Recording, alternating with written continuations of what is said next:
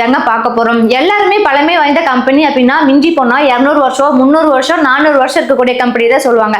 எக்ஸாம்பிளுக்கு ஒன்னா டாடா இல்லைன்னா கொக்கோ கோலா இல்லைன்னா ஐபிஎம் அதுதான் சொல்லுவாங்க. ஆனா இதெல்லாம் பிறக்கறதுக்கு முன்னாடியே 1447 வருடங்களுக்கு முன்னதாகவே இந்த கோங்கோ கும்மி அப்படிங்கிற ஒரு கம்பெனி வந்து ஸ்டார்ட் ஆயிடுச்சு. ஸோ இது எதை பேஸ் பண்ணி இருக்கு அப்படின்னு சொல்லி பாத்தீங்க அப்படின்னா கன்ஸ்ட்ரக்ஷன்ஸ், அதாவது கோயில்கள் கட்டக்கூடிய கம்பெனியா தாங்க இது இருக்கு. கிட்டத்தட்ட 14 நூற்றாண்டுகளா வந்து பாத்தீங்க அப்படின்னா எவ்வளோ போர்கள் வந்திருக்கும், எவ்வளவு அரசர்கள் எல்லாம் மாத்திருப்பாங்க, பஞ்சம் வந்திருக்கும், பூகம்பம் வந்திருக்கும், டெக்னாலஜி எல்லாம் எவ்வளவு ஓரியன்டா வந்தாலுமே இன்னுமே வந்து அவங்க இதுல வந்து ஸ்டஃபா இருக்காங்கன்னு சொல்லாங்க. ஸோ அந்த அளவுக்கு உலக புகழ் பெற்ற கோங்கோ குமி அந்த கம்பெனி பத்தி தான் இன்னைக்கு நம்ம பார்க்க போறோங்க. வீடியோக்குள்ள போறதுக்கு முன்னாடி எக்கோ வேரியன்ட்ல ஆர்கானிக் ப்ராடக்ட்ஸ் எல்லாமே நம்ம இன்ட்ரோடியூஸ் பண்ணி இனிஷியலா சோப் வெரைட்டிஸ் 5 லான்ச் பண்ணிருக்கோங்க. உங்களுக்கு ஆர்கானிக் ப்ராடக்ட்ஸ் தான் பிடிக்கும் அப்படின்னா வெப்சைட்டை செக் பண்ணி பாருங்க. ப்ராடக்ட் எல்லாம் ரொம்ப பிடிச்சிருந்துச்சு அப்படின்னா கையோட பர்ச்சேஸ் பண்ணிக்கோங்க. இப்போ வாங்க வீடியோக்குள்ள போலாம். ஜப்பான்ல 6ஆம் நூற்றாண்டில் இருந்து புதுசா ஒரு மதம் வந்து பரவ ஆரம்பிச்சு. அதான் என்னன்னு கேட்டீங்க அப்படின்னா புத்த மதங்க. அப்ப வந்து ஒரு அரசர் இருந்தாரு, அவர் பேரு யோமே மன்னர்.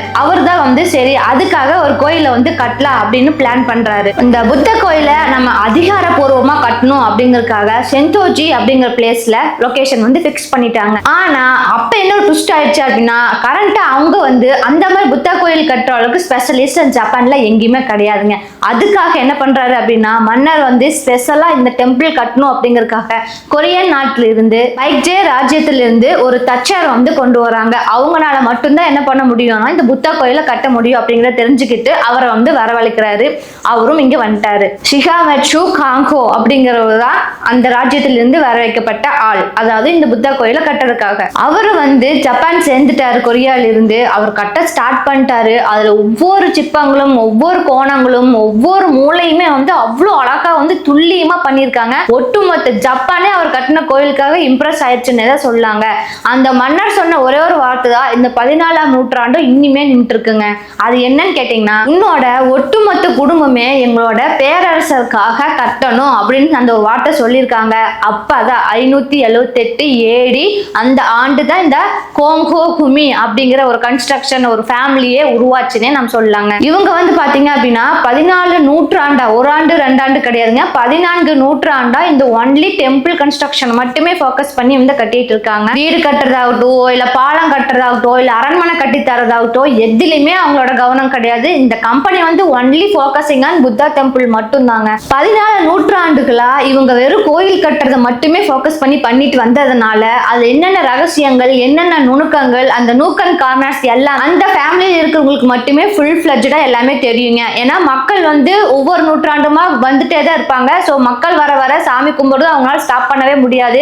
அதனாலே எப்படி வந்து மக்களோட மக்களாவே இருந்து அவங்க சாமி கும்பிடுற கோயில் வேணும்னா வேற வழியே இல்லை, அந்த காங்கோ ஃபேமிலி மட்டும்தான் நம்ம கூப்பிட்டாகணும் அப்படிங்கிற மாதிரி ஒரு அளவுக்கு பேரை வந்து நல்லாவே கிரியேட் பண்ணிட்டாங்க. கிட்டத்தட்ட 40 தலைமுறையினர் வந்து அந்த காங்கோ கும்மி ஃபேமிலியில இருக்கிறவங்களே தான் அந்த இதை வந்து எடுத்து நடத்திட்டு இருக்காங்க. இது உலகத்திலே வந்து ரொம்ப ஆச்சரியமா பார்க்கக்கூடிய ஒரு விஷயமா இருந்துச்சுங்க. 40 தலைமுறைகளா வந்து ஏதோ ஒரு தலைமுறையில ஏதோ ஒரு குழந்தை வந்து அறிவில்லாமையோ இல்ல அந்த கன்ஸ்ட்ரக்ஷன் கட்டுற அளவுக்கு வேணுங்கிற ஸ்டஃப் இல்லாம இருந்துச்சு அப்படின்னா என்ன பண்ணுவாங்க அப்படின்னா ஒருவேளை மகள்கள் இருந்தாங்க அப்படின்னா மகன்கள் மருமகன்களை வந்து என்ன பண்ணிக்குவாங்களாமா, மகனா வந்து தத்தெடுத்துக்குவாங்களாமா. அதுலயுமே வந்து இந்த மாதிரி விஷயங்கள் தெரிஞ்சு மருமகனா இருக்கிறவங்களே தான் மகனா இது பண்ணிக்குவாங்க.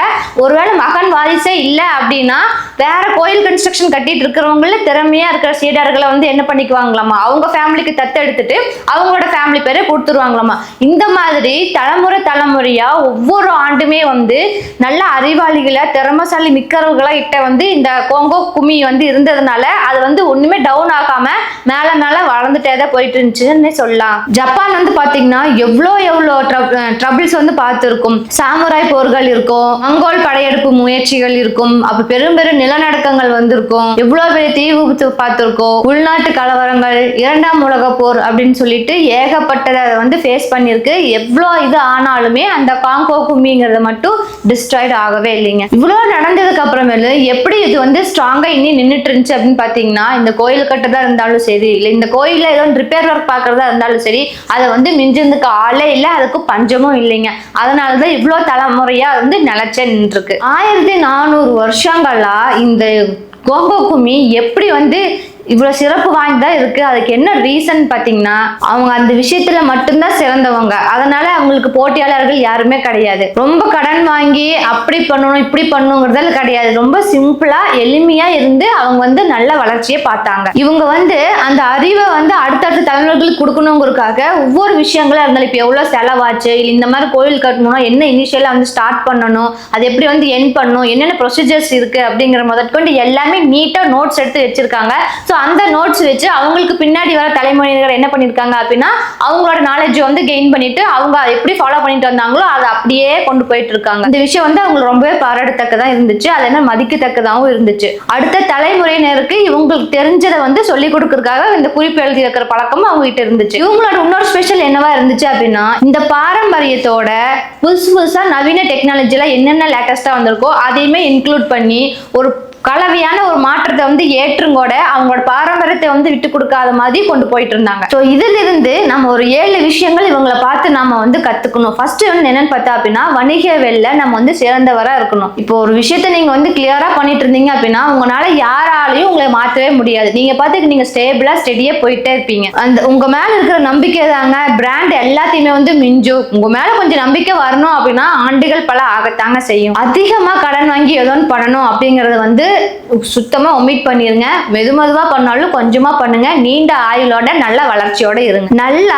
இந்த வாரிசு திட்டம் எல்லாம் இருக்கணும். எப்படி அவங்க சின்ன சின்ன குறிப்பு முதற்கொண்டு அடுத்த தலைமுறையினருக்கு வந்து பயன்படுத்தும் அப்படிங்கறத மறக்காம குறிப்பு எழுதி வச்சு தலைமுறைக்கு சொல்லி கொடுக்கணும்னு நினைச்சாங்களோ அதுதான் நம்மளும் வந்து ஃபாலோ பண்ணணும் நம்ம லைஃப்ல, டே டு டே லைஃப்ல. உங்களோட எல்லா அறிவுமே வந்து பதிவு செய்யணும். ஏன்னா அறிவு மட்டும்தான் உண்மையான சொத்தா இருக்குங்க.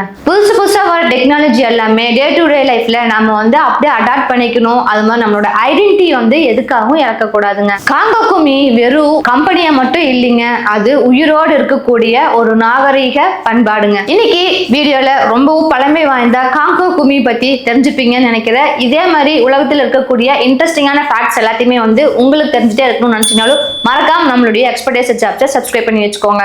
இந்த வீடியோ உங்களுக்கு பிடிச்சிருந்துச்சு அப்படின்னா லைக் பண்ணிக்கோங்க. உங்க ஃப்ரெண்ட்ஸ் அண்ட் ரிலேஷன் எல்லாத்துக்கும் ஷேர் பண்ணி விடுங்க. தேங்க்யூ ஃபார் வாட்சிங்.